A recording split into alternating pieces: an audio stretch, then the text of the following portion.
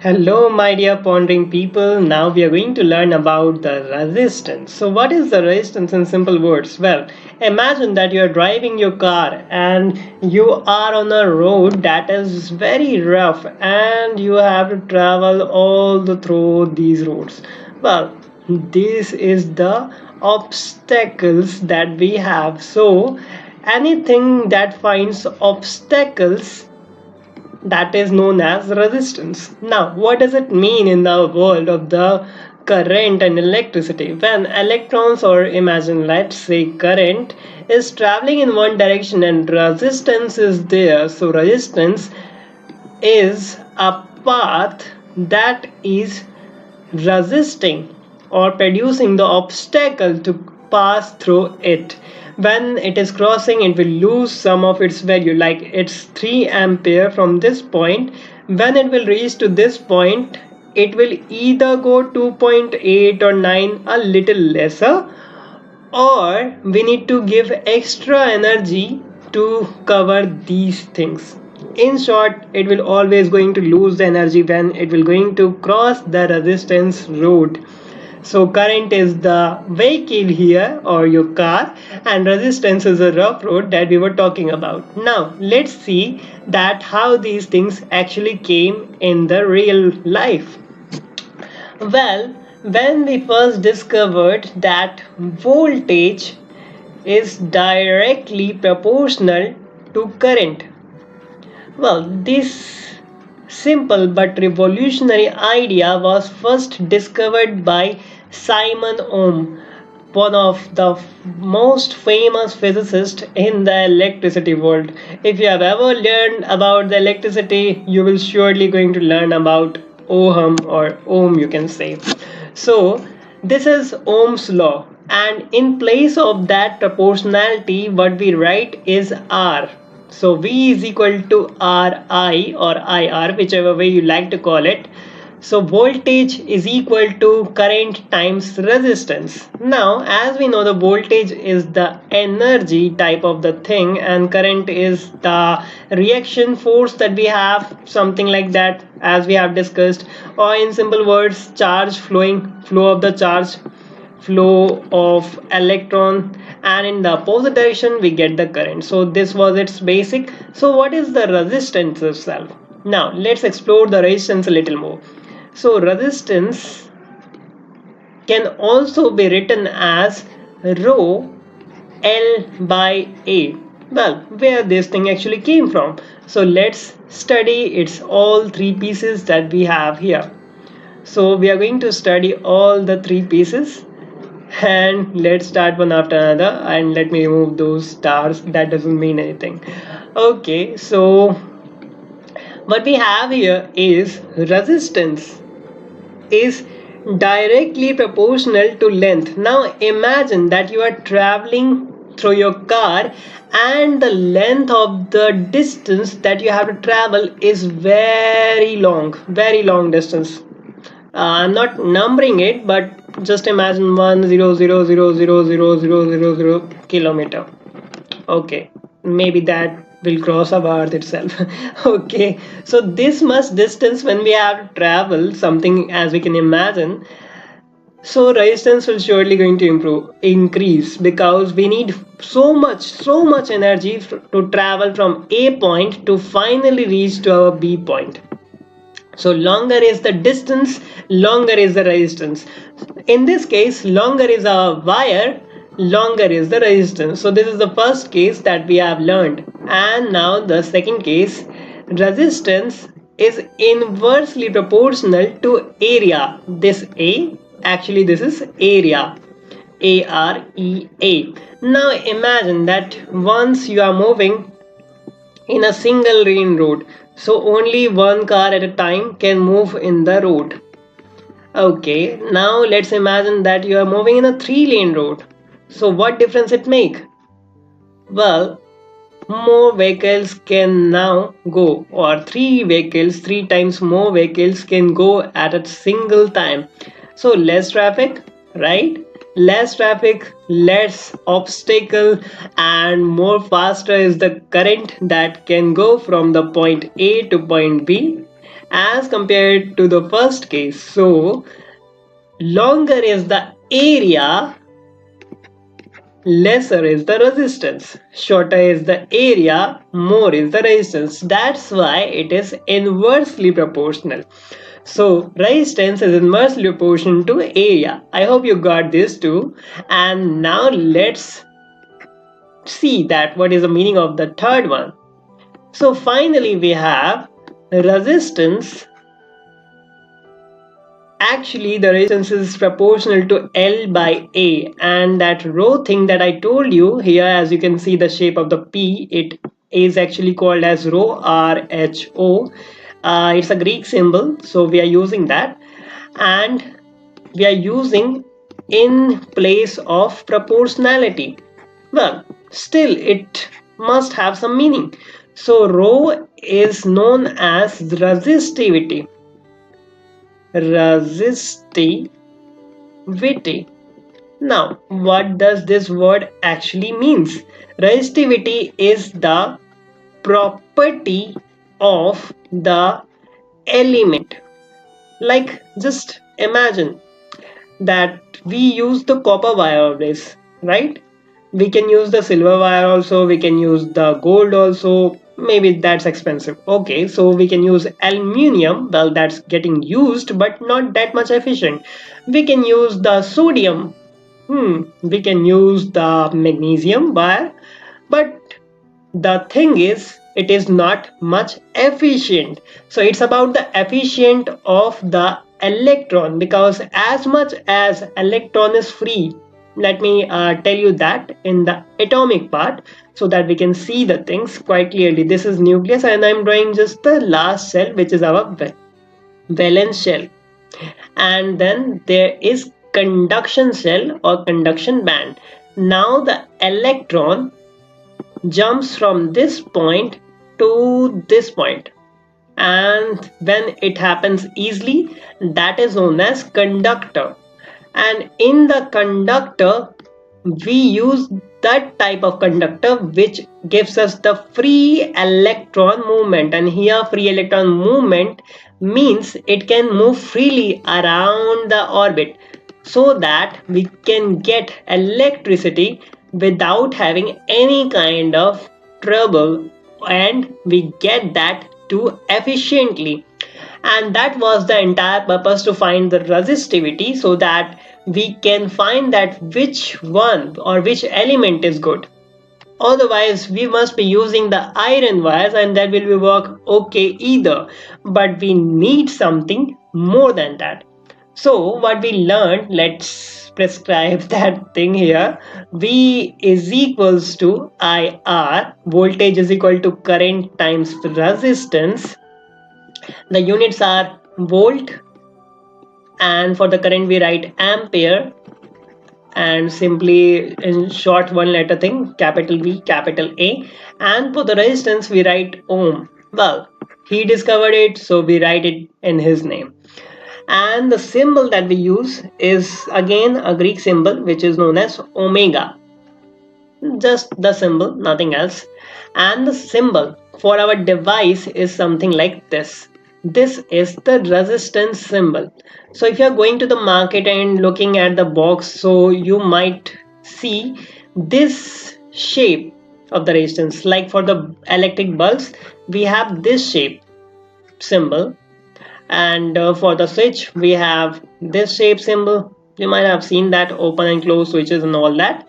So these are the symbols, and this is particularly symbol for the resistance. So this is the first thing that I wanted you to teach, and you have mastered it. And now what's the next thing? So the final thing that I would like to tell you is about the network. Well, which kind of network I'm talking about? Well, we can have the series and parallel combination. Well, what does it actually mean? So let's get into that and learn this important phenomena. Yes, I am talking about the phenomena itself. So here is the resistance and here is the another resistance. Let's say this is 2 omega and this is 3 omega, and we connect it with a battery of 10 volts. So this is the first network or the series connection of these two resistances. Now let's again have these two same resistances, but this time in parallel.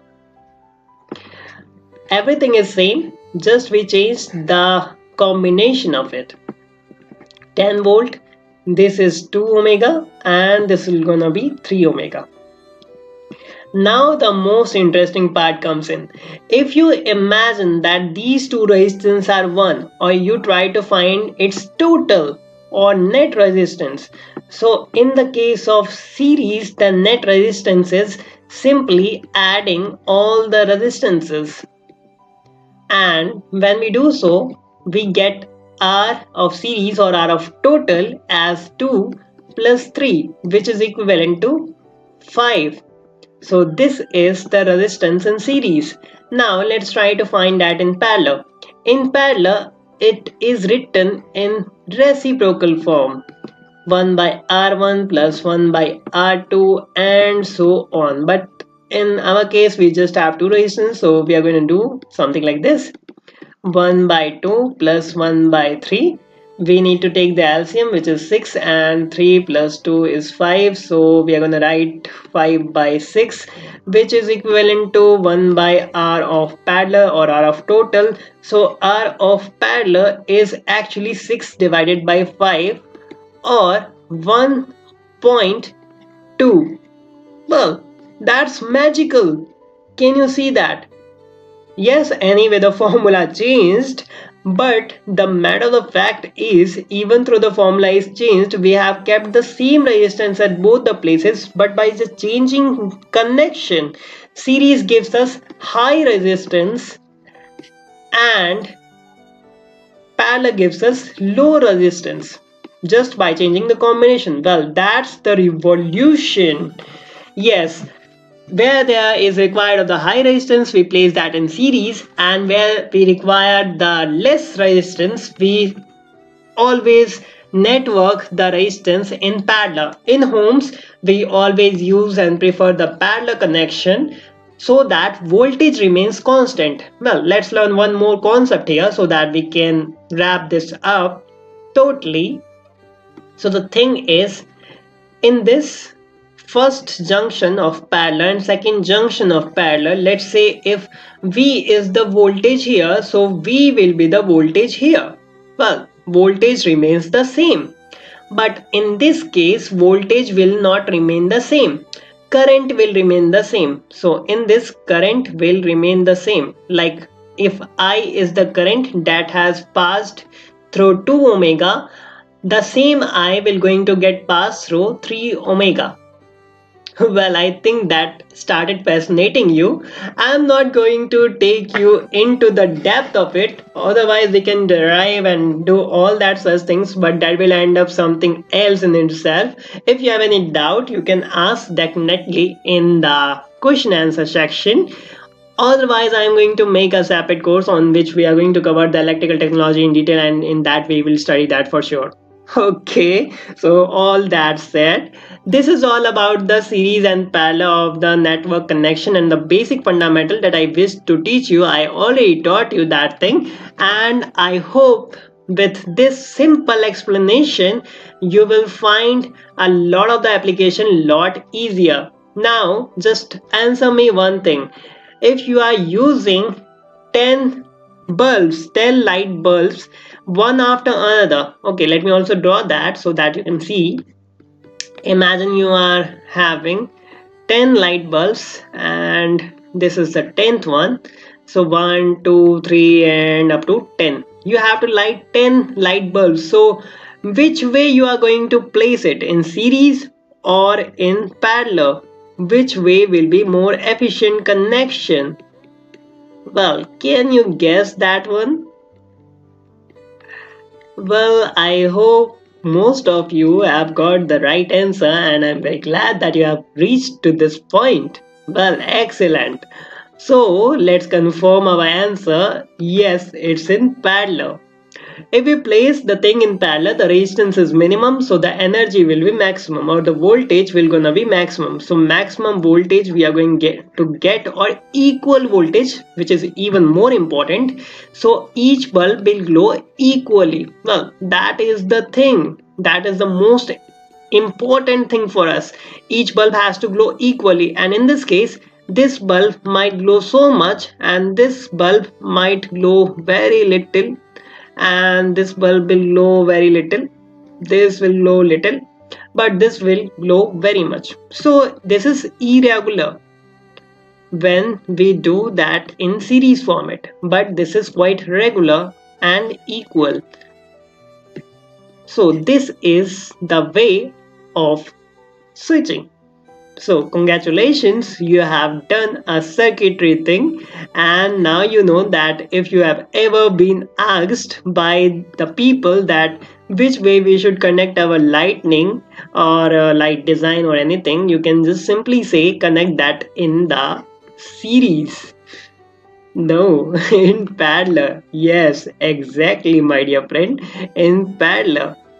So in parallel connection we have equal voltage or regular voltage, that is the constant voltage. We have different current, but that doesn't mean anything.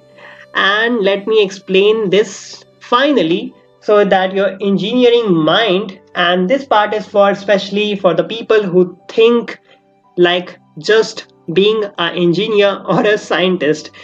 Imagine that we have so many fans. Let me make it. We have so many fans. I'm making this fan. Maybe you will able to understand that this is the fan. Well, I don't have any fan like this at my home, but just imagine, this is for the imagination purpose only. Okay, so these are the fans, not the fan, that one fan. These are the ceiling fans, or let's say table fan we have. So these are the table fans we have, and let's say we have 50 fans. So this is the point that is connected to electricity, like our electric switch is connected through that, and we have just wired everything in series till the 50th fan. Now this is gonna be our 50th fan, and this is gonna be our first fan, this is our second fan, this is our third fan, and so on. Now let's imagine that the electricity, the current, what is the current? Current, if goes in this direction, electron must go in that direction, in the opposite direction. So let's say the electron is going, because we, as we know, we are always using two wires. So I am considering that one wire of electron. We can study either one, but for the physical significance, let's study the electron. So electrons are moving, but just imagine when the electrons are moving, this fan start rotating, this fan start rotating, this fan start rotating, and so on. But it will going to take some time to reach to this 50th fan, maybe let's say 1 second time. So electron take 1 second time to reach to this fan, and it traveled through so much of the resistance in between the wires that its energy has lost. Like let's say it is moving with the speed of 20 meter per second, I'm just assuming that, and to the 50th fan the speed of the electron becomes 10 meter per second, so it has lost some energy. Surely that will going to affect our fan too, and because of that, what is going to happen? Well, it will going to slow down. So this will slow and this will fasten up. So one is very fast, one is very slow, and this is like descending order, and that is not pretty much good. So how we can imagine that same scenario in parallel? Well, you can do, instead of fan, you can do that in your pipe. You can take a pipe, put that in your garden, and just open the things, and you can check that in series and parallel. You have to show your creativity how you are going to use that. I leave that to you. Okay, now let's see what happened in the parallel condition. Well, in the parallel condition we have the electricity line, and we make the markings. And here is our fan. So in this way we have divided the resistance in parallel, and the electricity you can imagine it as the flow of electrons. So electrons are flowing in this direction, or the charge is flowing in this direction. You can imagine any way, doesn't matter how, because as many as the number of electrons or charge is moving, or some way the wave is moving, the current it producing, it's all going to remain pretty much the same. So these all will going to share their voltage and energy to these portions. Like imagine you have a pipe, you have water pipe, and you open the holes from these all the places. So what gonna happen? Well, water will flow in these direction, and surely water will go from these ways also. As much as it is open, it will going to go in these directions equally. Well, that's most important and exciting thing that we're going to learn. So this is equal voltage and parallel condition. So all the fan will going to get equal voltage. Voltage means energy. So it will going to get equal voltage, and because of that equal voltage, no matter unequal current is there, but because of the equal voltage, which is the energy part itself, every fan moves at the same speed. Well, if you do that with the bulb, we have already seen that bulb will glow more in the parallel connection. These are the basic fundamentals of the digital electronics. Can you imagine how?